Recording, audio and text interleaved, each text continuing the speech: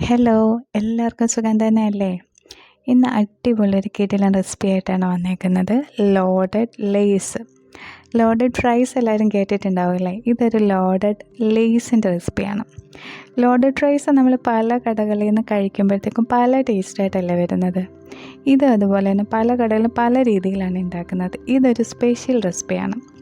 ആദ്യം തന്നെ നമുക്ക് ചിക്കൻ ഒന്ന് ഫ്രൈ ചെയ്തെടുക്കാം. അതിനുവേണ്ടി ബോൺലെസ് ചിക്കനാണ് ചെറിയ കുഞ്ഞു പീസാക്കി അരിഞ്ഞെടുത്തിട്ട് അതിലേക്ക് കുറച്ച് മുളക് പൊടി, കുരുമുളക് പൊടി, കുറച്ച് ഗരം മസാല, മഞ്ഞൾപ്പൊടി, പിന്നെ കുറച്ച് ചിക്കൻ്റെ മസാലയും കൂടെ ചേർത്ത് കൊടുത്ത് ഉപ്പും കൂടെ ചേർത്ത് നന്നായിട്ടൊന്ന് മിക്സ് ചെയ്തിട്ട് അതിലെല്ലാം നന്നായിട്ട് മസാല പിടിക്കുന്നത് വരെ നന്നായിട്ടൊന്ന് മിക്സ് ചെയ്ത് കൊടുത്തതിന് ശേഷം ഒരു അരമണിക്കൂർ റെസ്റ്റ് ചെയ്യാൻ വെച്ചാൽ നല്ല ടേസ്റ്റ് ആയിരിക്കും കേട്ടോ. ഇത് ചെറിയ പീസ് ആയതുകൊണ്ട് റെസ്റ്റ് ചെയ്യാൻ വെച്ചില്ലെങ്കിലും പെട്ടെന്ന് തന്നെ ഉപ്പും മസാലയെല്ലാം പെട്ടെന്ന് പിടിച്ച് കിട്ടും. നമ്മളതൊന്ന് ഫ്രൈ ചെയ്തെടുക്കുന്നുണ്ട്.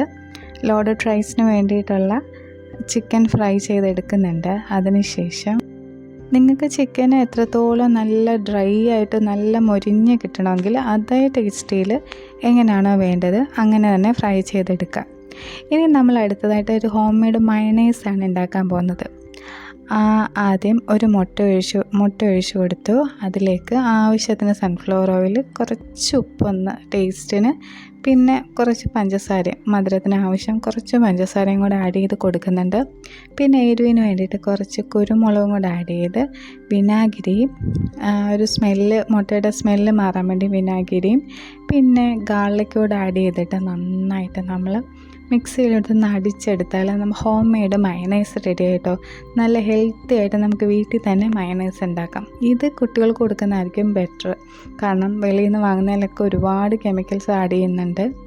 അപ്പോൾ അടുത്തതായിട്ട് നമുക്ക് വേണ്ടത് ലേസാണ്. ലേസിൻ്റെ ഈ ഓറഞ്ച് കളർ ഫ്ലേവർ തന്നെ എല്ലാവരും എടുക്കാൻ നോക്കണേ. കാരണം ആ ലേസ് ഇട്ട് ഇങ്ങനെ ചെയ്യുമ്പോൾ ഒരു പ്രത്യേക ടേസ്റ്റാണ് കേട്ടോ. അതിൻ്റെ ഒരു 2 പാക്കറ്റാണ് ഞാൻ പൊട്ടിച്ചൊരു ബൗളിലോട്ട് ഇട്ട് കൊടുക്കുന്നുണ്ട്.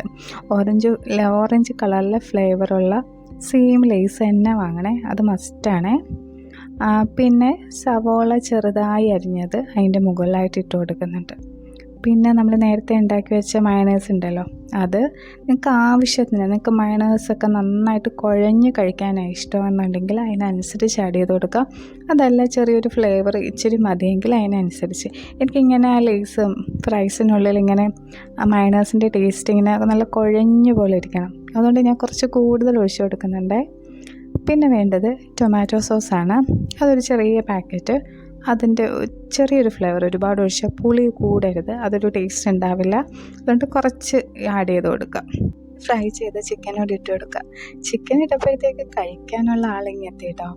പുള്ളി ചിക്കൻ്റെ മെയിൻ ആളാണ്. അപ്പോൾ ചിക്കൻ ഇട്ടപ്പോഴത്തേക്കും ആളിങ്ങെത്തി. ഞാനൊരു ചെറിയ പീസ് എടുത്ത് കൊടുത്തു കേട്ടോ. പിന്നെ അതിൻ്റെ സൈഡിൽ നിന്ന് മാറുന്നില്ല പുള്ളി. എന്നിട്ട് നമ്മൾ അടുത്തതായിട്ട് ആഡ് ചെയ്യുന്നത് മൊസറല്ല ചീസ്. അതിങ്ങനെ കൈ കൊണ്ട് തന്നെ പിച്ചി അതിൻ്റെ മുകളിലായിട്ട് ഇട്ടിട്ട് നമ്മൾ ഓവനിലൊന്നുമല്ല വെക്കുന്നത്, അപ്പച്ചെമ്പില്ലേ അതിൽ നേരത്തെ കുറച്ച് 5 മിനിറ്റ് ഞാൻ ഇങ്ങനെ ചൂടാകാൻ വെച്ചിട്ടുണ്ടായിരുന്നു.